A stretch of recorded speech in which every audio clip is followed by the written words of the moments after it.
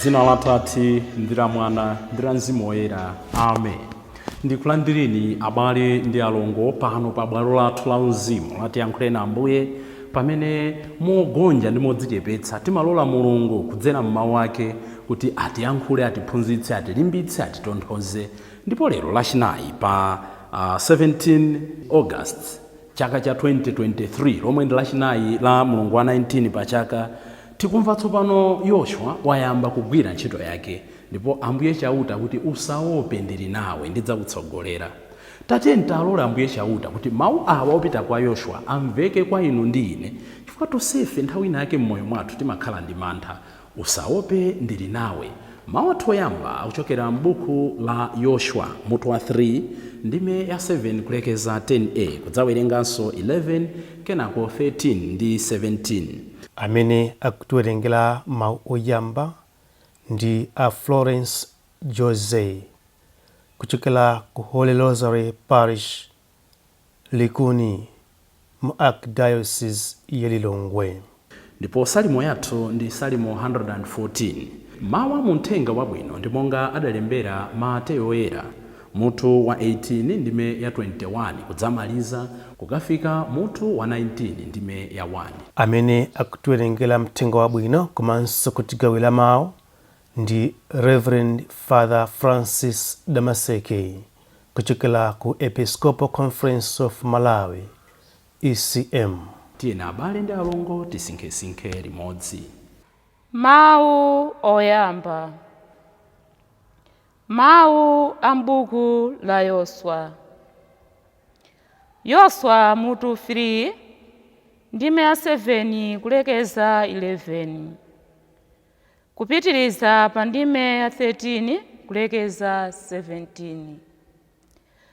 Chauta adauza Yoswa kuti, zimene ndili kuchita lerozi ndizo ndidzapatsa Israeli lonse mtima okulemekeza iwe, kuti ndiwe munthu wamkulu. Ndipo adzadziwa kuti ine ndili nawe monga momwe ndidakhalira ndi Mose. Ansembe amene akunyamula bokosi la chipangano la chauta uwalamule kuti, mukafika ku mtsinje wa Yorodani mulowe m'madzimo ndi kuyima m'mphepete. Tsono Yoswa adawuza anthuwo kuti, bwerani kuno mudzamve zimene chauta Mulungu wanu akukuwuzani. Motero mudzadziwa kuti Mulungu wamoyo ali pakati panu. Inu mukamapita patsogolo, Iye adzapitikitsa Akanaani onse pamodzi ndi Ahiti, Ahivi, Aperezi, Agirigasi, Aamori ndi Ayebusi. Pamenepo bokosi la chipangano la chauta wa dziko lonse lapansi liwoloke Yorodani patsogolo panu. Ansembe onyamula bokosi la chipangano la chauta, Ambuye a dziko lonse lapansi, akangoponda madziwo, madzi onse a Yorodani ochokera ku mtunda adzaleka kuyenda, ndipo adzayima ngati chipupa. Nyengo imeneyo inali yakholola, ndipo mtsinje unali wodzaza kwambiri. Anthu onse adachoka ku zithando kukawoloka mtsinje wa Yorodani uja. Ansembe ndiwo anali patsogolo atanyamula bokosi la chipangano la chauta lija. Pamene ansembewo adafika ku chibumi cha Yorodani, natsikira m'madzimo ndi kuponda madziwo, madzi onse adayima osayendanso. Madzi akumtunda adawundana ngati khoma lalitali kuchokera ku Adama mpaka ku mzinda wa Zeretani. Madzi othamangira ku nyanja Aharaba, ndiye kuti nyanja yakufa, adatheratu pamalopo, ndipo anthu adawoloka tsidya lina pafupi ndi Yeriko. Chonsecho nkuti ansembe onyamula bokosi la chipangano la chautaja atayima pakati mpakati pa mtsinje wa Yorodani uja, mpaka anthu onse adatha kuwoloka. Mawu a Ambuye.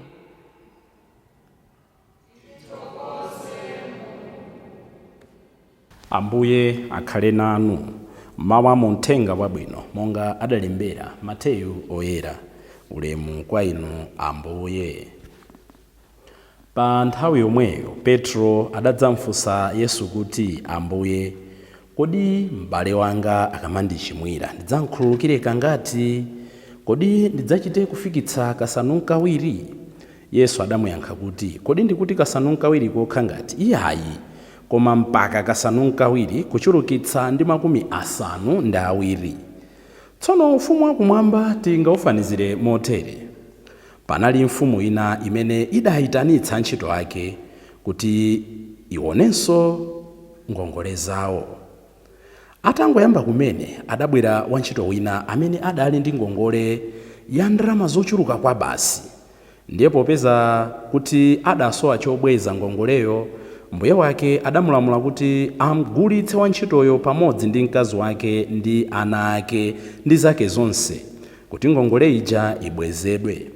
Apo wantchito uja adamugwadira nati, pepani ndikupemphani, lezereni mtima, ndidzakubwezerani ndithu. Mbuye wake adamveradi chifundo, ndipo adamukhululukira ngongole ija namlola kuti apite. Koma pamene wantchitoyo ankatuluka adakumana ndi mmodzi mwa antchito anzake, yemwe iye adamkongoza ndalama zochepa. Adamugwira pakhosi mwa ukali namuwuza kuti, bweza ngongole yako ija. Apo wantchito nzake uja adadzigwetsa pansi ku mapazi ake nati, pepani ndakupemphani, lezereni mtima, ndidzakubwezerani. Koma iye adakana nakamponyetsa ndende kuti mpaka abwenze ndithu ngongoleyo. Antchito anzake ena ataona zimenezi adamva chisoni kwambiri, adapita kukafotokozera mbuye wawo zonsezo.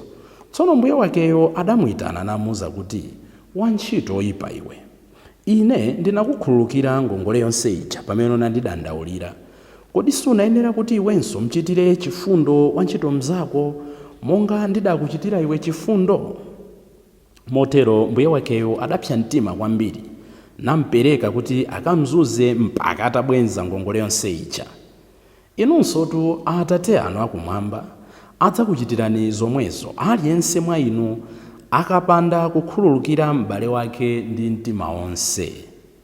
Yesu atatsiriza kunena mawu amenewa, adachoka ku Galileya nafika ku dera la Yudeya, kutsidya kwa mtsinje wa Yorodani. Uthenga wa Ambuye. Ulemu kwa inu Ambuye Yesu Kristo. Pepani Bwana, ndichitireni chifundo. Akuti atatero bwana wake mbuye wake adamkhululukira ngongoleyo. Koma atangotuluka adakumana ndi wantchito nzake amene anayuza formula yomweyo, atangwira pakhosi mwa ukali, koma adampempha chonde. Iyeyo pouza bwana wake amati, mundikhululukire. Koma wantchitoyo anati, ndipatseni nthawi, wantchito nzake ndidzabweza. Mtima ofuna kuti tikhale nazo zambiri umatipangitsa kukhala anthu ankhanza, ankhalwe kwa anzathu. Uyu pomkhululukira mosapeneka konse amaganiza kuti kuphatikiza tsopano izi andikhululukirazi ndi ija ili ndi uja zikhala zanga zambiri. Tikachitiridwa zabwino tizachitiranso anzathu zabwino. Mulungu akatikhululukira tizakhululukiranso ena. Mulungu akatidalitsa tizikadalitsanso ena. Mulungu akatikweza tizikwezanso ena. koma literally ambiri mwa ife tili ngati wantchito uyu. Mulungu akatikhululukira tikukana kuwakhululukira ena, Mulungu akatidalitsa tikupondereza ena, Mulungu akatikweza ife tikutsitsa ena. Moyo si choncho. Ambuye Chauta afuna tazachitira ena zabwino zimene ife timalakalaka zinamachitidwa m'moyo mwathu. Lero tanena kuti tikuona tsopano Yoshua wayamba kutenga utumiki. Mose wamwalira amuyika m'manda masiku 30 atha. Yoshua akuyamba kugwira ntchito imene anampatsa Mose. Koma monga munthu wina aliyense ali ndi nkhawa, ndakwanitsa bwanji anthu awa? Waona zimene Mose amakumana nazo, mikwingwirima imene Mose amakumana nazo, choncho ali ndi nkhawa. Ndelero Chauta tikumva akumuwuza kuti usaope, ndili nawe, ndidzakuteteza, ndidzakufungatira. Inu ndine nkhawa zathu, inu ndine kulira kwathu, inu ndine kutopa kwathu, inu ndine kulephera kwathu. Tiyeni tizipita nazo kwa Mulungu. Ndipo pamene akupitiriza ulendo, lero tikuona kuti akuoloka Jordan River, akuolokera mbali ina ya ku Yeriko. Akufika kumene kuja kumasana afike pakuchitika zododometsa ziwiri zitatu.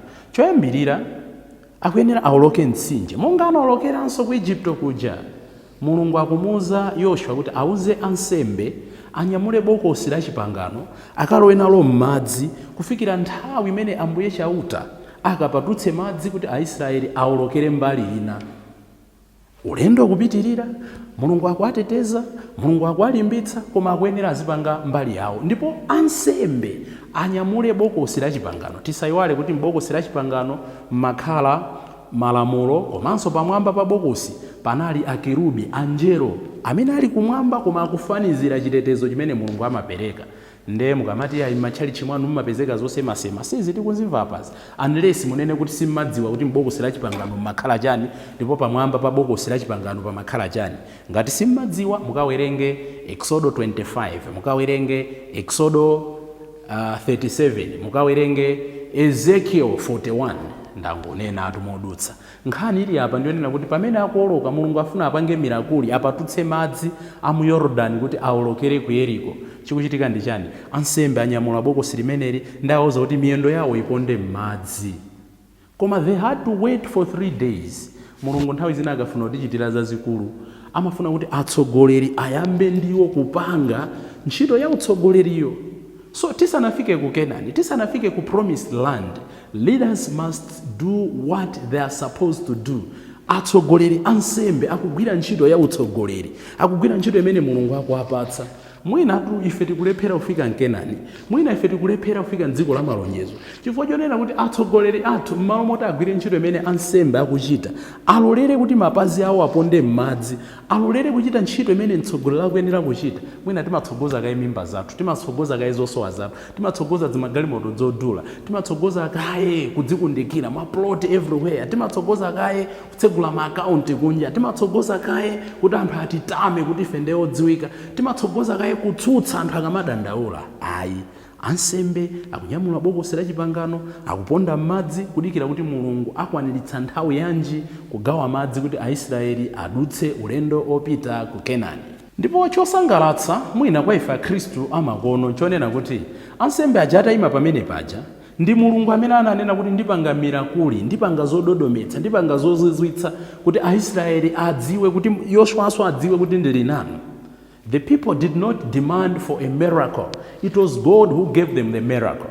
Zimadabwitsa kuti m'bado wathu m'malo modikira Mulungu mu nthawi yake, chifukwa Mulungu amachita mirakuli pa zifukwa zake, kuti timkhulupirire, kuti atichotse mantha, kapena kuti akwaniritse china chake m'moyo mwathu.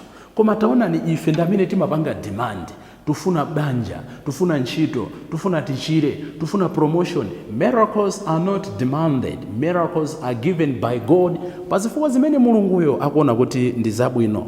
Mulungu akunena kuti ndili nanu. Koma ngakhale Mulungu akunena kuti ndili nanu, they must do their part. They must carry the ark of covenant. Imene imaonetsa presence ya Mulungu.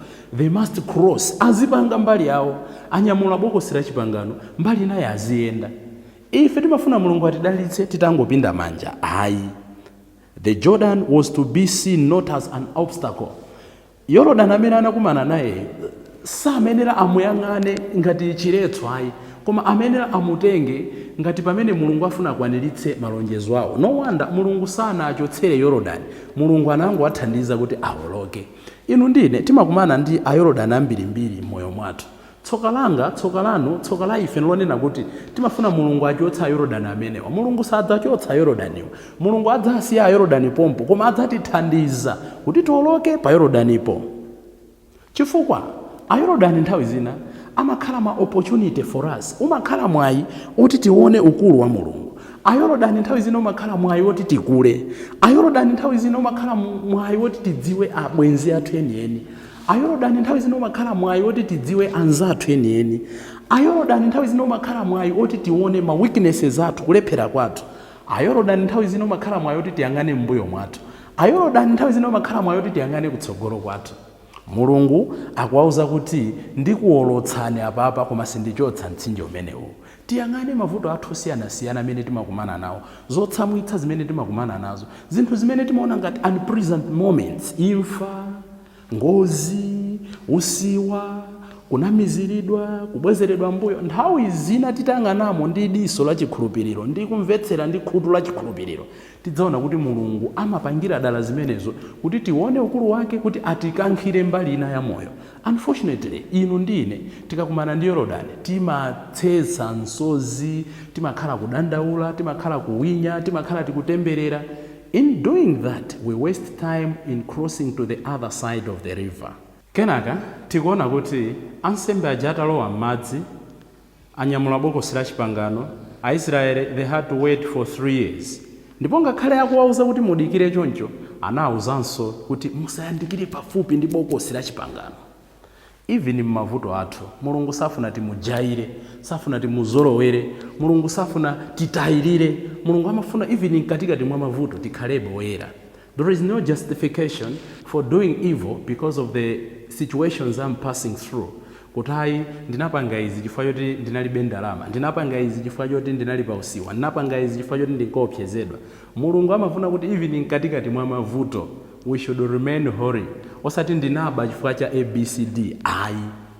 Those are lame excuses. Nchifukwa chake muthenga wabwino Ambuye Yesu akunena kuti tatiyeni tizikhululuka maulendo 70 ku times 7. 70 times 7. Petro anapita kwa Ambuye, kodi m'bale wanga atatu andichimwira ndichite kumkhululukira kasanu kawiri? Ndimanena mobwereza kuti pakati pa Ayuda panali system yakakhululukidwe. Akakhala anthu apabanja, mwamuna amaloledwa kukhululukira mkazi wake maulendo 3. Mkazi alakwa koyamba akhululukidwe, kachiwiri akhululukidwe, kachitatu akhululukidwe, kachinayi kwenali nkhani ina. Mwamuna ndi amakondera pang'ono kukhala ngati 4 times. Mkazi katatu, mwamuna kanayi. Koma Petro anapanga combine zonsezo kuti mpaka ndikachitofikitsa kasanu kawiri. Ndi Ambuye akunena kuti iyayi, kodi ndoti kasanu kawiri kokha ngati iyayi. Maulendo 70 kuchulukitsa ndi 7. 70 times 7. Kukhululuka kopanda muyeso, kopanda malire. Inu ndine Mulungu timamulakwiranso njira zosiyanasiyana. Koma monga tamvera muthenga wabwino uja, kukhululuka kumaswekera kuleza mtima, kukhululuka kumaswekera patience, kudekha. Wina wapita kwa Bwana, wapepesa, Bwana wamkhululukira. Sana mfunsenso mafunso kuti ndalama udononga bwanji, wangopempha chikhululuko. Ndi mmene amachitira Mulungu wathu. Tikapita kwa nsembe kuchokalapa, wansembe sadzafunsa kuti umapangiranji zimenezi kuti kalipira. Amamvana fe chisoni, amatiperekeza kwa Mulungu. Koma tiona niye jata angochoka mmenemo, kuli ngati munthu akuchoka ku chivumbulo amene walapa kuti ndapha munthu.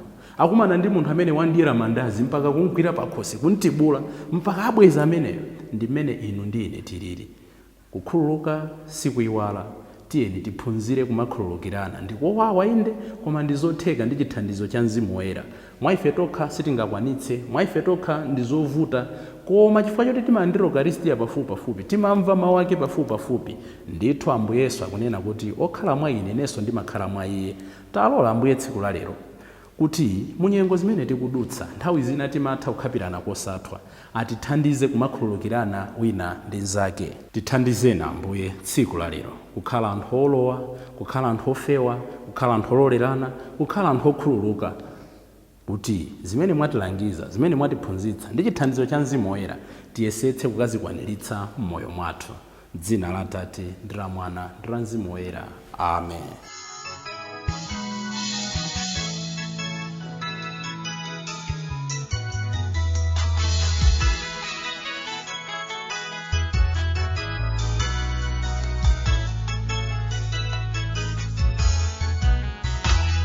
Jingle